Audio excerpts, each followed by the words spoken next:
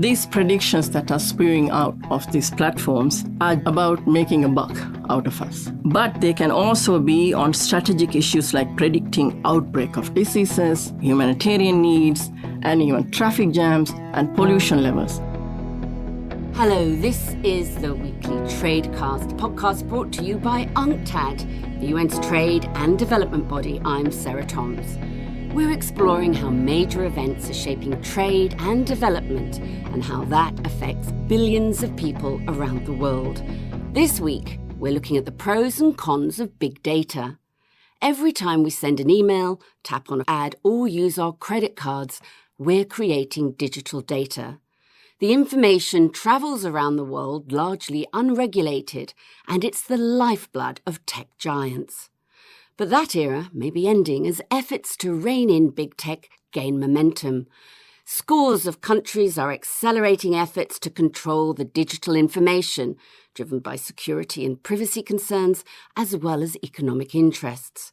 The UN is calling for a balanced approach to data governance, so that access and benefits are more universal. To explain the challenges and the opportunities, I'm joined by Shamika Sirimanne, the Director of UNCTAD Technology and Logistics Division. And before UNCTAD, she held senior positions in UN regional commissions in Asia and the Pacific and Africa. Shamika enjoys gardening and reading about the evolution of the human brain. Well, welcome to the show today. Just for an overview of these issues, tell me, what are the positive and negative elements of the huge amounts of data that's being collected on all of us right now? So there are many positives and negatives.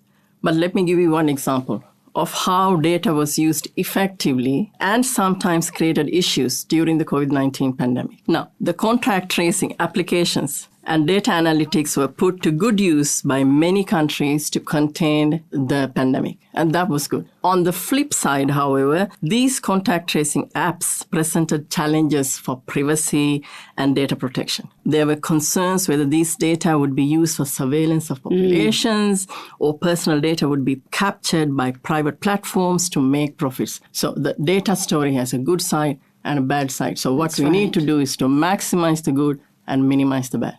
But who is actually benefiting from all this data? Now, that's easier. That's the big tech and that's the big platforms, because they are the only ones capable of collecting, storing, analyzing massive amounts of data.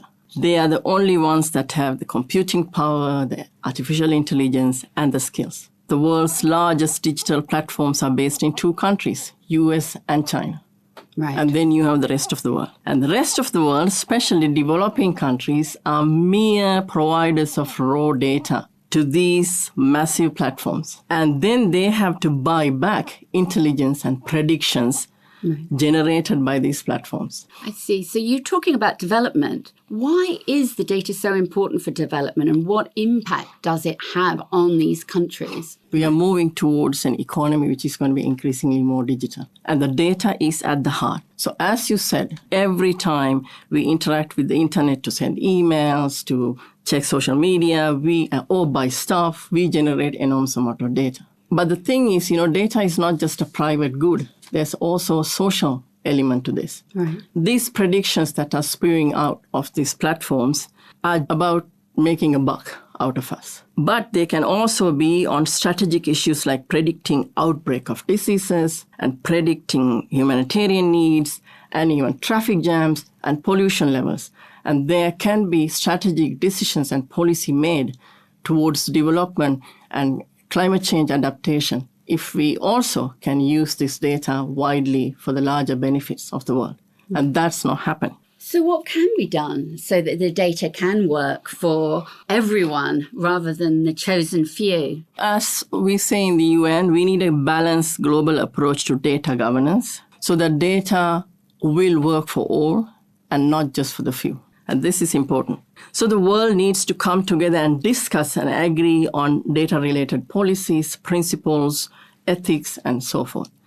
And these issues run from really mundane sounding, but extremely important issues to very difficult issues such as the ethics. We need to agree on definitions of data. And it means different things to different people. And we need to strengthen the measuring of the digital economy. And many times countries do not have any data to say what's the size of the digital economy, how much the digital trade is happening, and that needs to be addressed. We need to agree on data sharing principles when data concerns public goods like these pandemics and the climate issues. We need to agree on rights and principles so personal data is not misused and abused. We need ethics around AI and algorithm development, and we need increased international cooperation on governing digital platforms. And this includes addressing digital taxation issues. So there are many things that we all need to come together to the table and agree, but we need everyone at the table. Right. Because many times when the digital discussions happen, developing countries are not at the table. These discussions happen among the developers of these technologies. But unfortunately, developing countries may not be in the frontier developing these technologies, but they will be at the receiving end of feeling the impact of this emerging data divide. So they need to be at the table. The platforms, private sector needs to be at the table because they need to be part of the solution. We need the civil society, academics to bring different perspectives on these issues. So we need a multidisciplinary, multi-stakeholder, multilateral approach to address governance issues. And that can be done only in the UN. And that's the only platform. As you said, the world needs to come together. But who is going to rally the world around the global governance on data? And what is the UN actually proposing? Well, the United Nations is a body of member states. So it's the member states needs to come together and understand the importance of this issue and then begin a conversation among themselves. As technical bodies, as expert bodies, we are here to support these conversations.